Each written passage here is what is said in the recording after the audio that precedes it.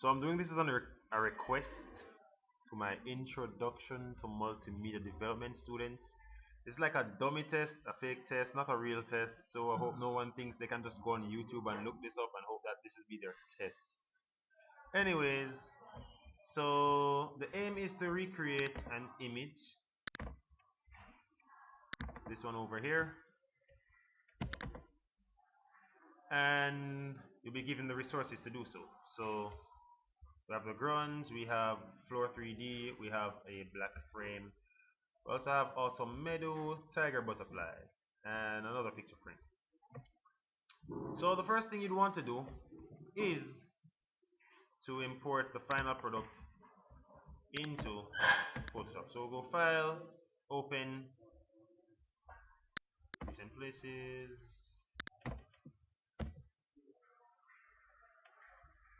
and we open up Natural Artistry. So we have this as a backdrop. We can use this as a guide so we can finish off as accurately as possible.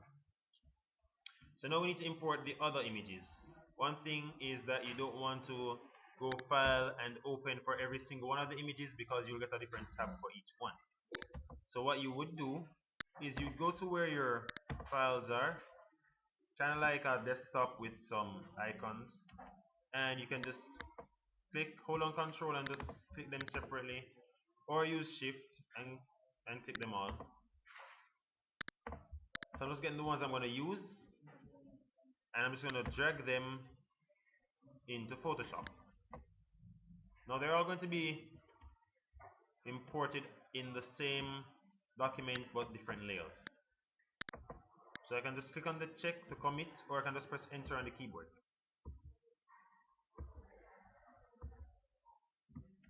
And we have them all. Now you'll notice that there's a little thumbnail inside your thumbnail. Right there it says it's a smart object thumbnail. What that means is that you can't directly edit your images, so what you might be needing to do is you can actually need to rasterize them, especially if you want to use like functions like deleting parts of the image. Although that's called destructive editing. Otherwise, if you didn't do that and left them as smart objects, you'd have to mask. But for the easy way out, we'll just rasterize. So I'm going to click and hold down shift and just select all these that are just imported, right click and choose rasterize layers. Now they all become rasterized, and for the background layer I actually want that as an overlay so I can use it as a guide. I'm going to double click on the padlock so it's unlocked, press OK, and put that one at the top. Now if it was at the top with the full opacity, it's going to be hard to see all the others, so I'm just going to drop this to like 40%, and we can have an idea of what we want to create using all this stuff. So the first thing that's there that we'll notice is the floor 3D. That's the one that's on the background because it takes up the entire area. So we're just going to hide everything else, clicking on the eyes, and put the floor 3D layer at the bottom.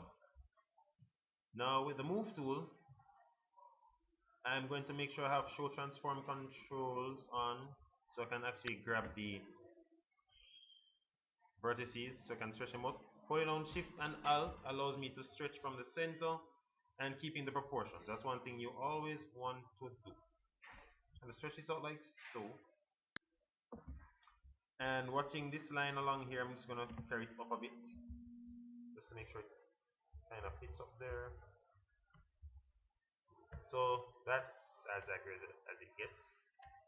I can press enter, just press the check, and that one's done.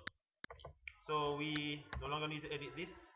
I can just lock this so I can prevent it from moving, so I can lock the position. Hit that.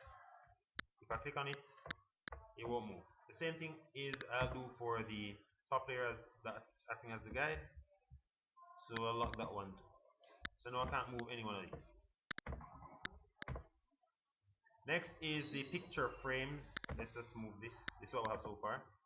So let's work on the picture frames. I'll work on the black one first. So click on that one. I have auto select on, that's why whenever I select the one that's there, it goes on that one first. So holding down shift and alt again, I'm just going to resize it a bit. try to fit it in as close as possible before I get rid of the white space. Press OK or that. Then I'm going to use my magic wand tool to select my white area. Notice I have contiguous on. This is helpful because it only selects the pixels that are right in that area rather than selecting every single pixel that is similar to that color. So click inside. I also have the add to selection on, so I can just click again. If you didn't have it on, you could just hold down shift and click and it would add to the selection. So I'm going to hit delete and we have that down. Can right click and choose to deselect. So we have the black frame done. Well, almost done. Still needs a little tweaking.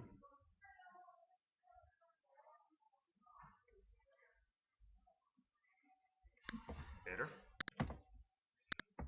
So we'll do the same thing with the white one.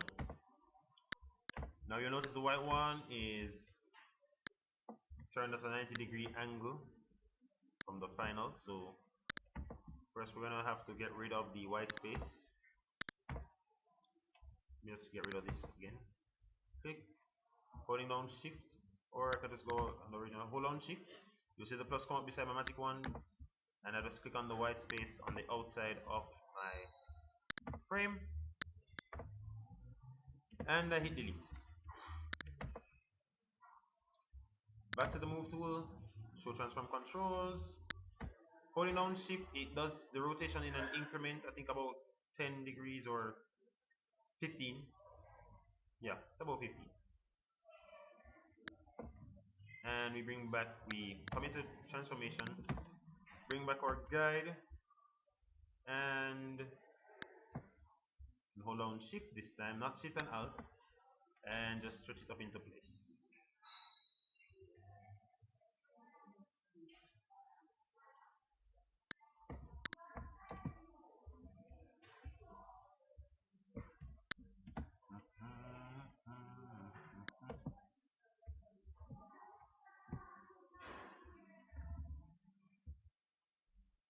Close enough.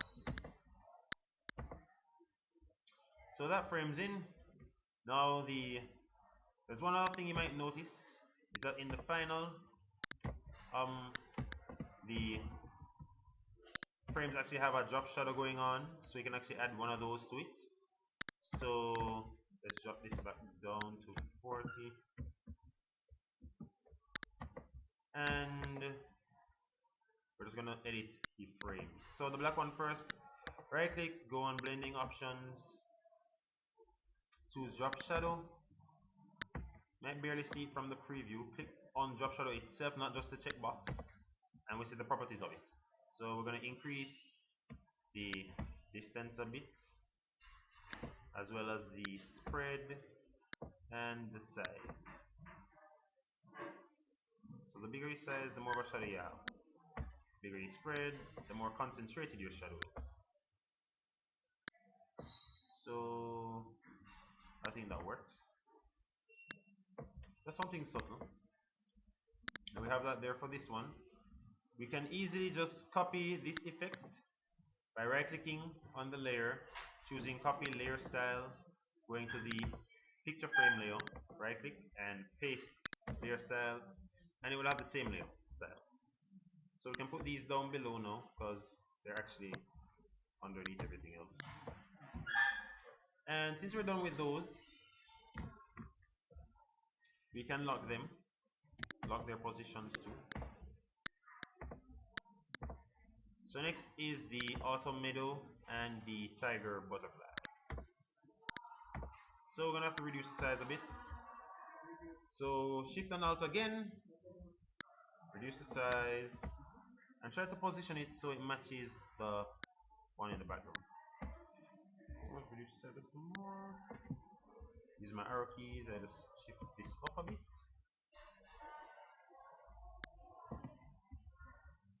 I think that's close. Press enter or click. And right now we kind of have it in the right position, but the size of it, because some of it is coming outside the frame, we're going to do masking. So for that layer, we're going to need to employ the black frame layer again, except this time we're only going to take a selection from it. So let me just hide this layer. We're just going to get inside this. So I'm going to use the magic wand and just click inside it. I get the empty space that is there. I go back to my autumn meadow layer and I come down the bottom where you have all these nice little buttons and I click the add layer mask. It's going to create a mask based on my selection, and so now I have that inside my frame. Wonderful so far. So we'll do the same thing with the tiger butterfly layer. Reduce the size. Although the tiger butterfly layer, you'll notice a little more interesting because the butterfly is actually coming outside of the picture. So first things first, you want to nail the position and the size. Just reduce the size, get the position in.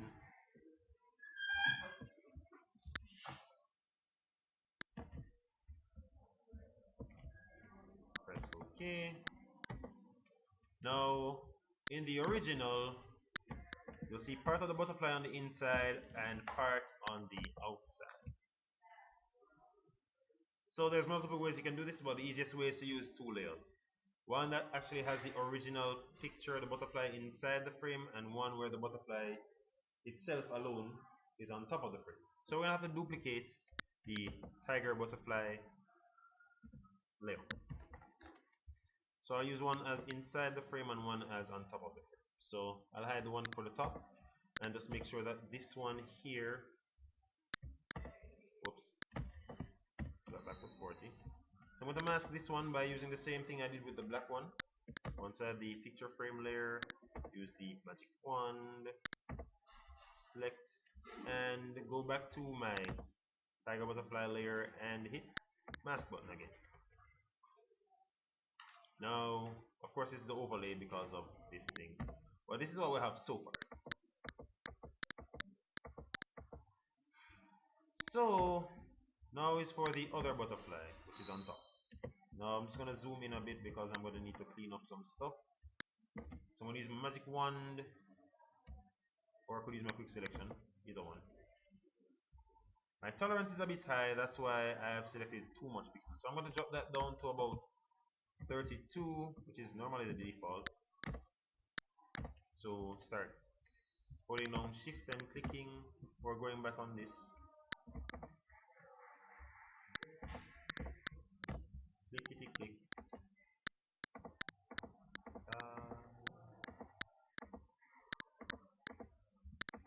Around the butterfly. Of course, quick selection will probably be well quicker.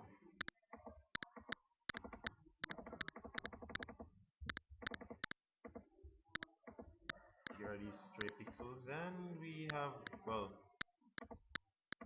butterfly pretty much down now.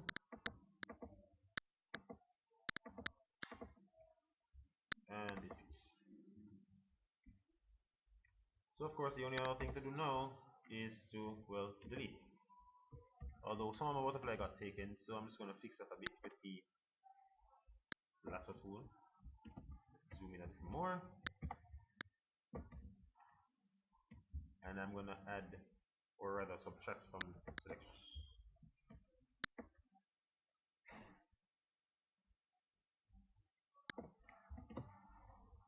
So I hit delete on, well, wrong layer. Going on this butterfly layer, hit delete, and so we now have a butterfly entirely on top of the frame.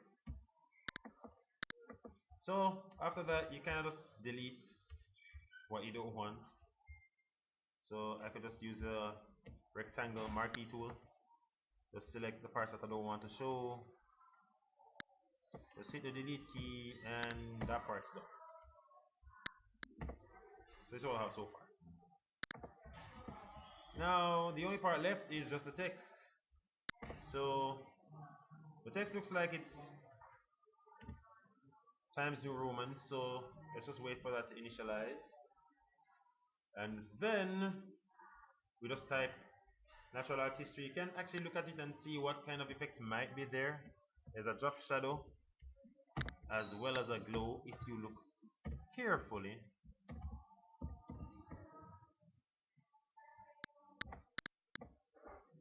So there's a drop shadow on this as well as a glow. So we're just going to do that kind of effect on the text that we write. So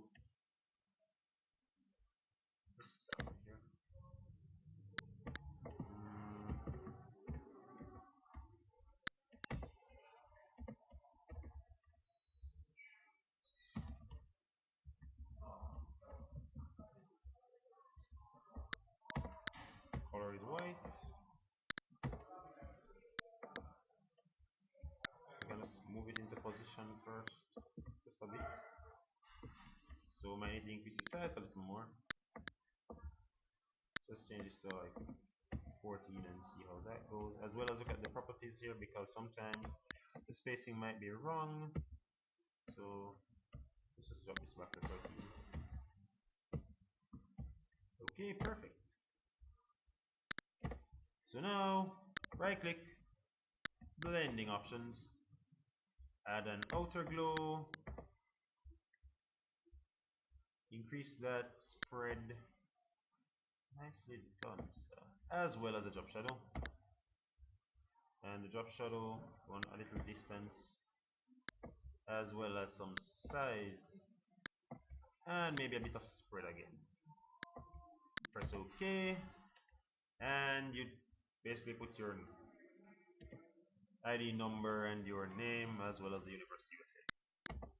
So one more layer, 050549.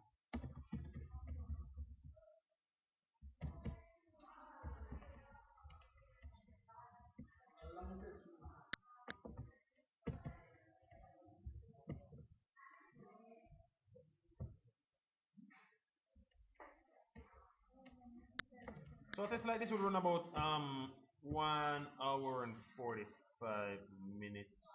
So it's not like you'll be totally dead, because you'll be allowed to use the internet too.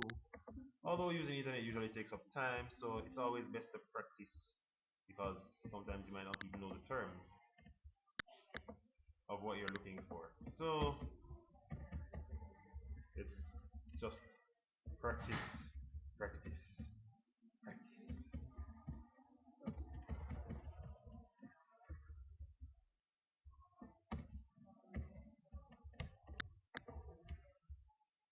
Still a little small. Let's check this out.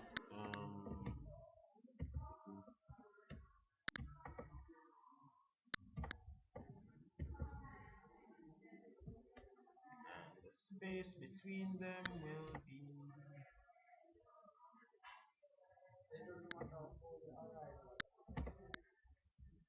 So generally, it doesn't really matter how you arrive at the final product, as long as you arrive at the final product. The aim is just accuracy. So once you're done, the only thing you have to do now, well, don't need this anymore. All right, one more thing. We're not done. You also remember we have the grunge texture. So this is actually just a texture that you can overlay on top of, well, everything else except the text layer. So you just change it from normal to something that you prefer. Linear burn seems to work, only it's a little too bright. So, or even color burn. So what we just do is just drop the opacity to about like 50 and call it a day.